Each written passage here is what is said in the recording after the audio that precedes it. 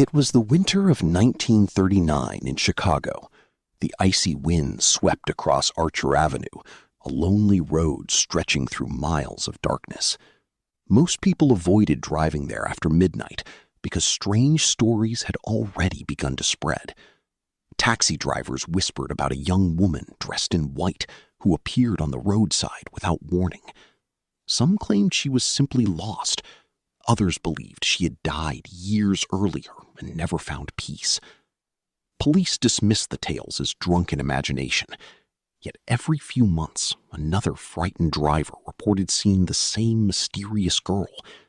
No one knew her real name, but everyone called her one thing: Resurrection Mary. On one freezing Saturday night, an ordinary young man unknowingly became the next person to meet her, beginning a story that would haunt Chicago for generations. The young man's name has never been confirmed, but according to the legend, he had just left a late-night dance hall on Chicago's South Side. The roads were nearly empty, and a thin layer of fog drifted across the pavement.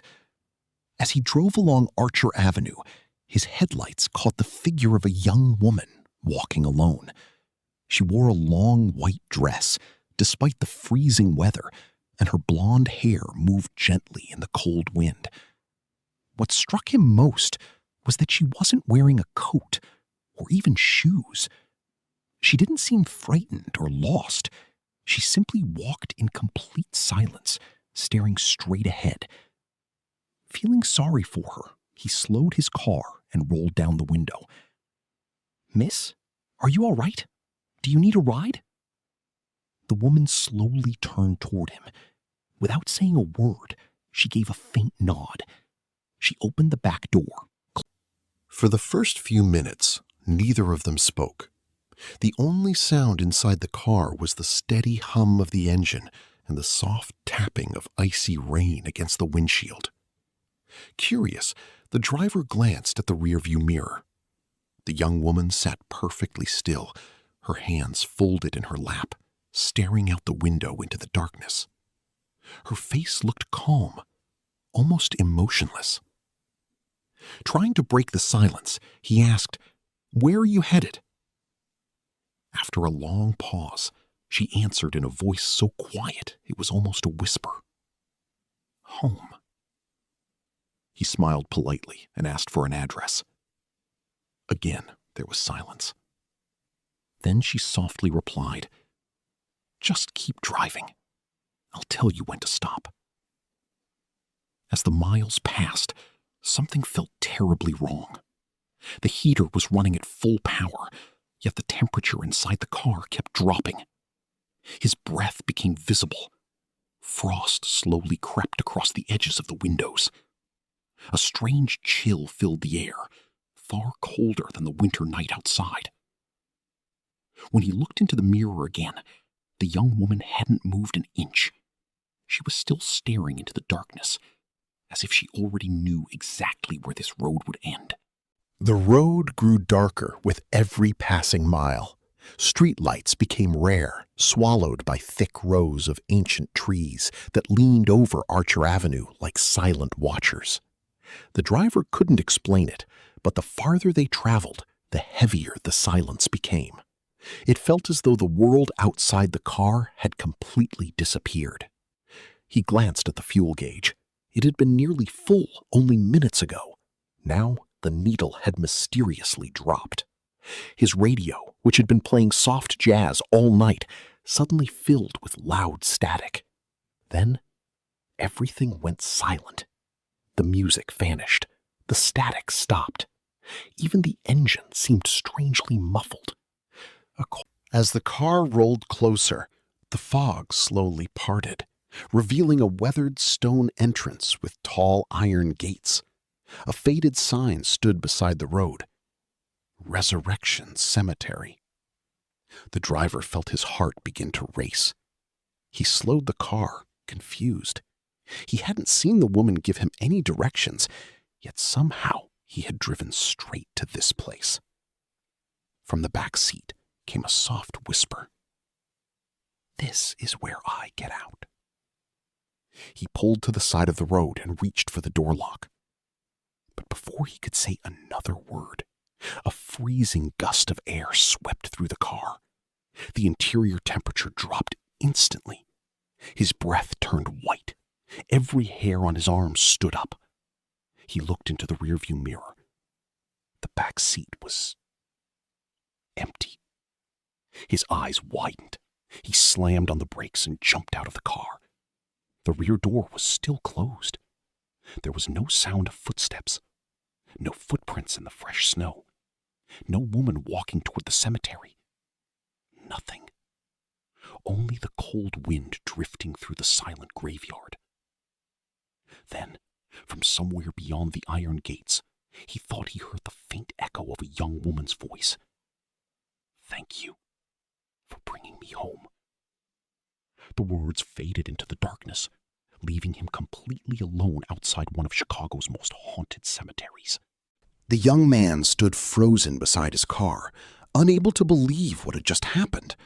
His heart pounded as he searched every corner of the cemetery entrance. The snow was untouched. If the woman had walked away, there should have been footprints leading to the gates. There were none. Shaking, he stepped closer to the old iron fence. Beyond it, hundreds of weathered gravestones stretched into the darkness. The wind carried a strange silence, broken only by the creaking of bare tree branches. Then he noticed something that made his blood run cold. A fresh white rose lay on the ground just inside the cemetery gate. He was certain it hadn't been there moments before. Gathering what little courage he had left, he drove to the small caretaker's house near the entrance and knocked on the door. An elderly man opened it, holding an old lantern. The driver tried to explain everything. The old caretaker invited the shaken driver inside, poured him a cup of hot coffee, and began telling a story that few people outside Chicago had ever heard.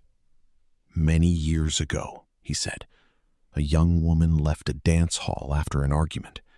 She started walking home alone along Archer Avenue. Before she could make it very far, a speeding car struck her in the darkness. She never made it home. She never got to say goodbye. According to local legend, she was buried here at Resurrection Cemetery, still wearing the same white dress she had danced in that night." The caretaker looked toward the cemetery gates and lowered his voice. "Since then, people have been seeing her. Taxi drivers, truck drivers, couples returning from late-night dances. They all describe the same young woman, the same pale face, the same quiet voice, and every single one of them says she asks for only one thing: take me home." The driver felt a chill crawl down his spine. He remembered the icy air inside his car, the empty back seat, and the whisper that had thanked him. As he prepared to leave, the caretaker gave him one final warning. "If you ever see her again," he paused for a moment before finishing, "don't look into your rearview mirror." The young man never drove down Archer Avenue again, but he couldn't forget what had happened that night. Weeks turned into months, yet every time he closed his eyes, he saw the pale face of the woman in white staring silently from the back seat. He tried to convince himself it had all been a nightmare, until the stories kept coming. A truck driver claimed he had given the same woman a ride before she disappeared at the cemetery gates. A taxi driver swore his rear seat was soaking wet after dropping off a silent passenger in a white dress, yet no one had been there when he turned around. Even local police received reports from frightened motorists describing the very same woman. Different years, different witnesses, exactly the same story. No one could explain how strangers who had never met each other described her in almost identical detail. Some even claimed they saw her walking through the locked cemetery gates before fading into the darkness. Soon, the legend spread far beyond Chicago. People gave her a name that would become famous across America: Resurrection Mary. To some, she was nothing more than an old ghost story. To others, she was proof that some souls never truly leave the road where their lives came to an end. Nearly a century has passed since the first stories of Resurrection Mary began to spread across Chicago. Roads have changed. Cars have become faster. The old dance halls have disappeared. But the legend refuses to die. Even today, some late-night drivers claim they have seen a young blonde woman in a flowing white dress walking alone along Archer Avenue. They slow down, thinking she's stranded in the cold.